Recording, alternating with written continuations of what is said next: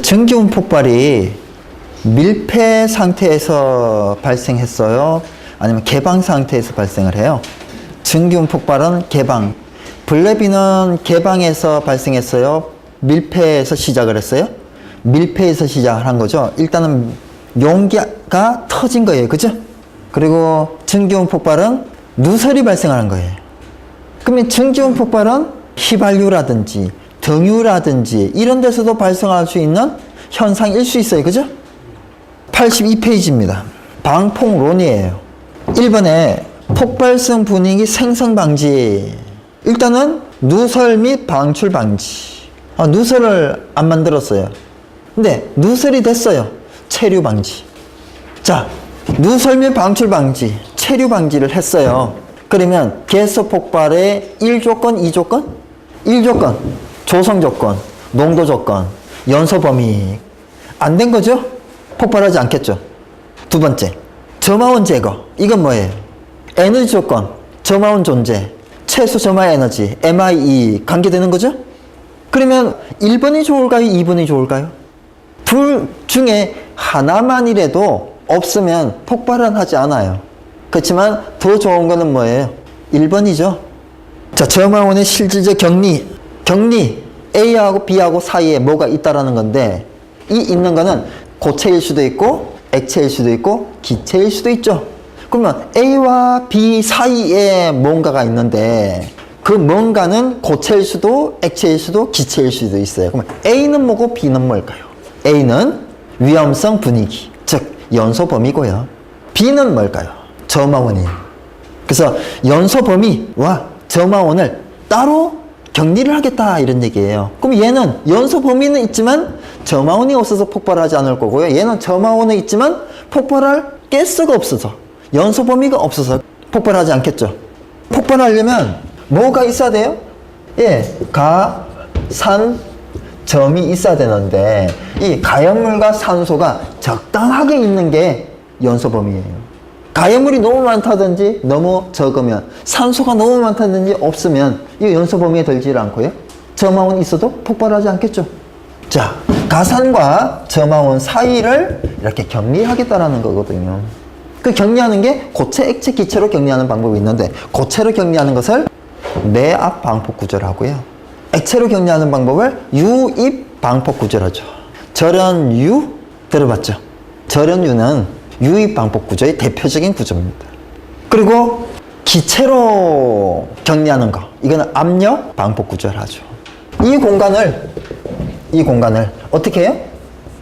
이 점화원이 있는 공간을 기체를 잔뜩 넣는 거예요. 이거는 질소여도 좋고요, CO2여도 좋고요, 공기여도 좋아요.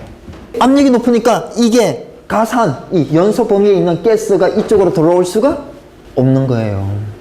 2번에 전기기기 안전도 증가인데요.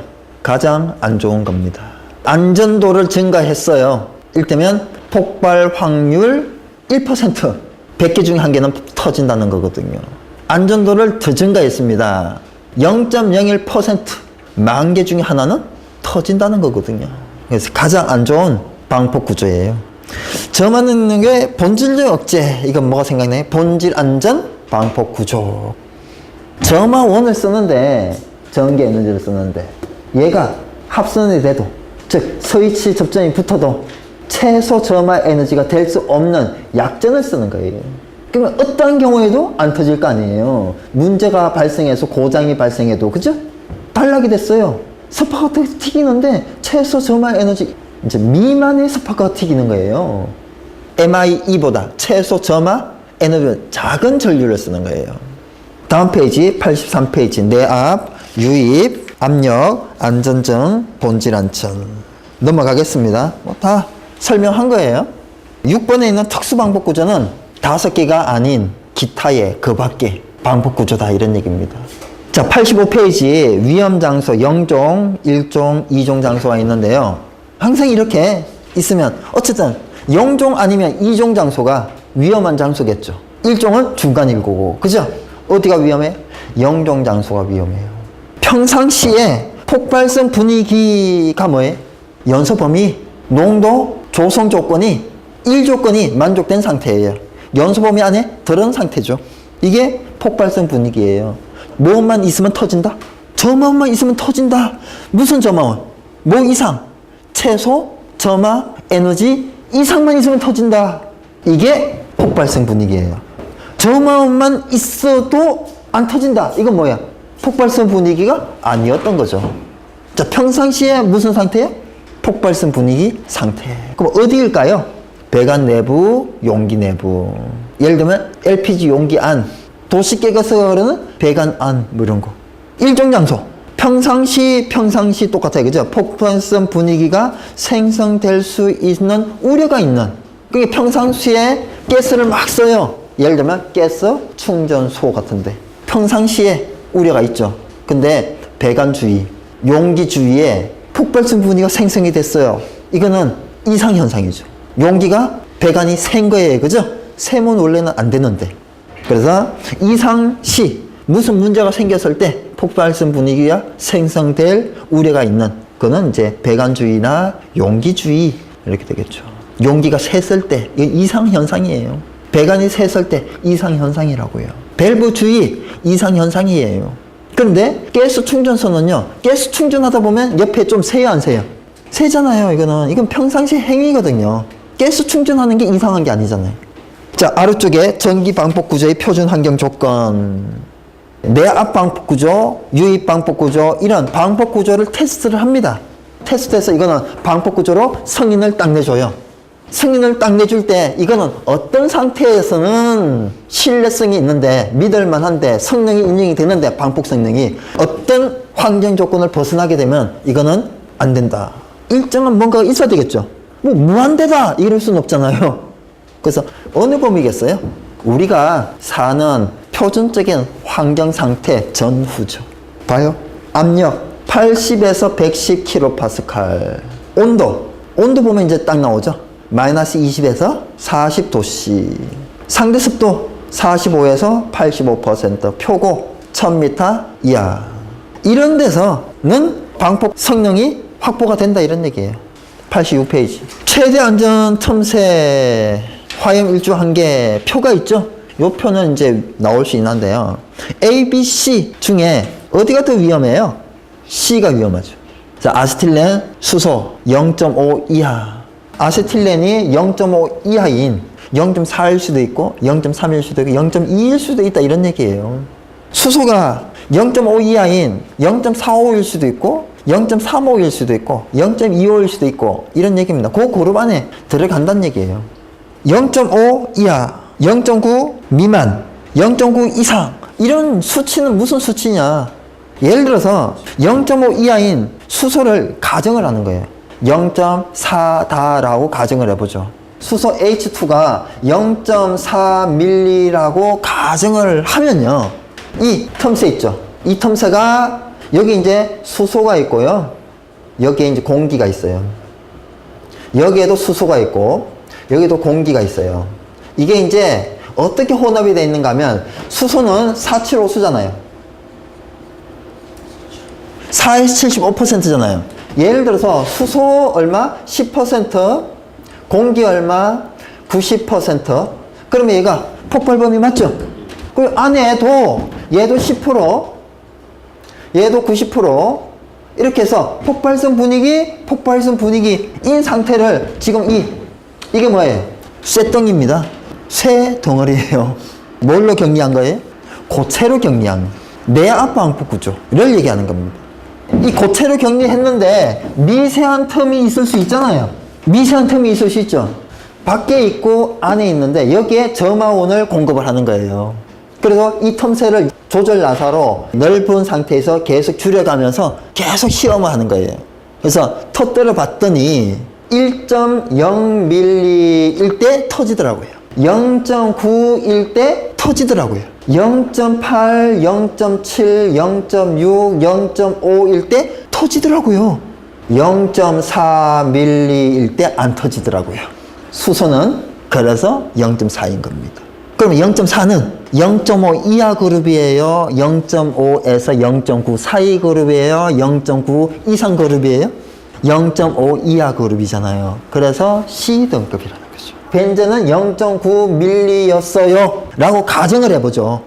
최대 안정 틈새가 0.9, 얘는 0.4예요. 근데 지금 1.0이에요. 이게.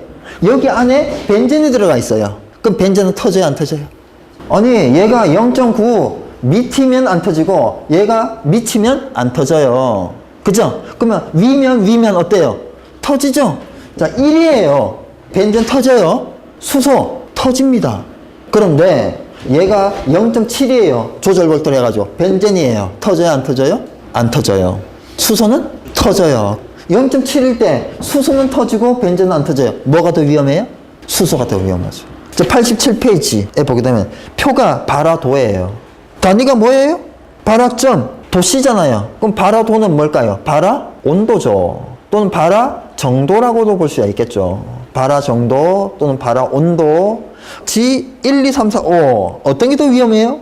온도가 높은 게 위험할까요? 낮은 게 위험할까요? 당연히 낮은 게 위험하죠. 제1과목 핵심 이론이 끝났어요.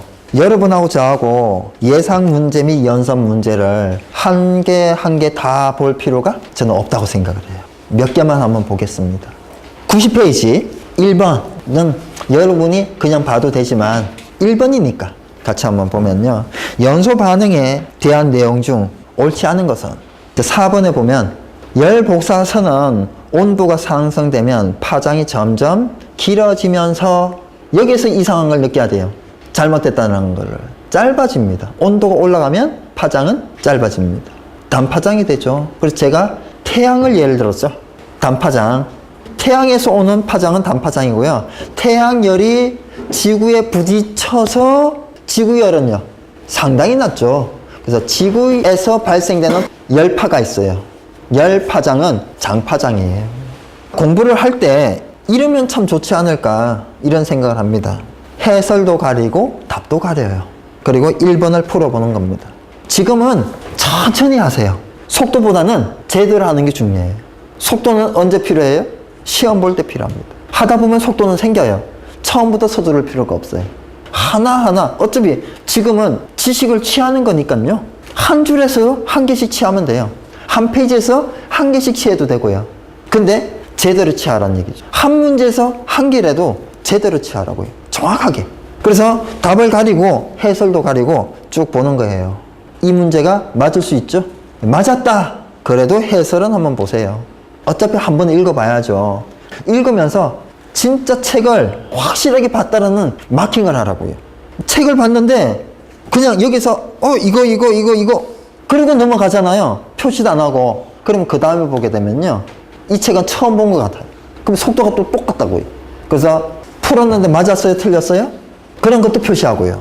그리고 읽으면서 이 부분은 평상시 알고 있었던 거고요. 이 부분은 이 문제에서 또는 이 해설에서 처음 알은 거예요. 그걸 마킹을 하라고요. 그러면 두 번째는요. 그 표시한 것만 보면 되죠. 시간이 단축이 되겠죠. 그래서 해설에 보면 어떻게 돼 있어요? 4번이 잘못됐고 1, 2, 3번은 맞으니까 4번만 해설이 있죠. 점점 길어지면서가 점점 짧아지면서 이렇게 돼 있어요. 예상 문제는 여러분이 풀어보면 어려워요. 이 문제는 어렵다고요. 왜 어려운지 아세요? 소방설비 기사 기출문제가 아니거든요. 새로운 것들이거든요. 어렵습니다. 그래서 관리사는 이 예상 문제 수준으로 나옵니다. 그걸 아셔야 돼요. 자, 다음 중 연소의 3요소 쉽죠? 자, 넘어가겠습니다. 7번에 옥시전 밸런스에 대한 설명으로 옳은 것은 이거 당연히 맞아야 되는 거예요. 그죠? 100g의 물질이 완전 연소 생성물을 만드는 데 필요한 산소의 g수로 표시된다. 아래쪽에 보면 또 이런 말이 있죠. 완전 연소 생성물이 N2, CO2, H2O, HCl, HF, SO2. 이런 것들이 완전 연소 생성물이구나. 이런 것도 처음 봤으면 마킹을 하라는 얘기예요. 또 니트로글리콜이 C2개 H4개 가로 ONO2 가로 2 이것도 처음 봤어요. 또 마킹을 하라는 얘기예요. 니트로글리콜이 이거구나. 안 외워도 좋으니까 한 번 본 것보다는 두 번 본 것보다는 5번 보고 5번보다는 10번 본 게 기억이 더 남겠죠? 남들보다 나아야 되는 거예요. 뭘 해도요. 니트로글리콜을 몰라도 돼요. 근데 공부는 어쨌든 이런 식으로 하는 게 도움이 된다는 얘기죠. 이거 내가 몰랐던 건데 그러면 마킹을 하는 게 좋습니다. 옥시전 밸런스는 어떻게 계산하는지 수업 때 충분히 설명을 했으니까 넘어갈 겁니다. 자, 11번은 다음 중 중압열을 발생하는 것으로 짝지어진 것은 3번이죠. HCN, C 2개, H 4개, O. 항상 읽을 때는 뒤에서부터 읽어요. C 2개, H 4개를 뭐라고 읽어요? C 2개, H 4개. C 2개, H 4개를 에틸렌이요. 자, O가 붙었어요. 그럼 뭐예요? 산소 에틸렌. 산소 에틸렌이지 않고 뭐예요? 산화 에틸렌. 그죠? 자, 그래서 시아노수소 산화 에틸렌이 중압열을 발생하죠. 이런 말 했어요. 그죠? 분해 반대 중압이다. 분해는 나눠지는 거, 중압은 합쳐지는 거다. 공부를 할 때 어려운 말로 공부할 필요가 없어요. 쉬운 말로 공부해도 충분합니다. 자, 14번에 소용거리에 대한 설명으로 옳지 않은 것은 2번에 보면 점화될 수 없는 전극과 전극 간의 최소예요? 아니죠. 최대예요. 소용거리 이거지만 내용을 다시 한번 읽어봐요. 교재에 있는 거예요. 그죠? 그래서 여기에 문제에 관계돼서 또 있으니까 한번 읽어보고 여기에서 그래 이걸 처음 봤어요. 그러면 여기에서 또 한번 마킹을 하라고요. 우리가 이론에서 충분히 숙지를 못했으니까 여기에서 마무리 지으란 얘기죠. 자, 19번에 보게 되면 고체의 연소는 분해 연소, 표면 연소, 증발 연소, 자기 연소인데요. 종이, 목재, 석탄, 플라스틱 이런 거는 무슨 연소를 한다고 해요? 분해 연소한다. 이런 걸 정확히 기억을 해야 돼요. 혼동되면 안 돼요. 다음 페이지 보면 열경화성 수지, 열가성수 수지가 정확히 뭐면 뭔지 그죠? 이런 거 기억을 해야 되고요. 21번에 3번이면 잘못됐다고 그러는데 열가소성 합성 수지류는 자결연소합니까? 불꽃연소를 해요? 가소성은 불꽃연소라고요. 경화성이 자결연소를 하죠. 이제 그만 보려고 합니다. 가능하면 조금 볼게요. 왜요? 이거를 계속 맞춰보잖아요. 그럼 여러분 집에서 뭐 할 건데요? 지금 답을 다 알아버렸는데. 그럼 자기 실력을 테스트를 못 하잖아요. 답 가리고 한번 풀어봐야 되는데. 풀어봐야 된다고요. 그래 자기 있게 된다. 그래서 드문드문 몇 개만 보면요. 97페이지 25번에 보면 부피로 핵산 0.8%, 메탄 2%, 에틸렌 0.5%를 합하면 즉 무슨 얘기인가? 0.8 더하기 2 더하기 0.5를 하면 얼마죠? 3.3%. 어떤 공간에 핵산이 0.8%, 메탄이 2.0%, 에틸렌이 0.5%.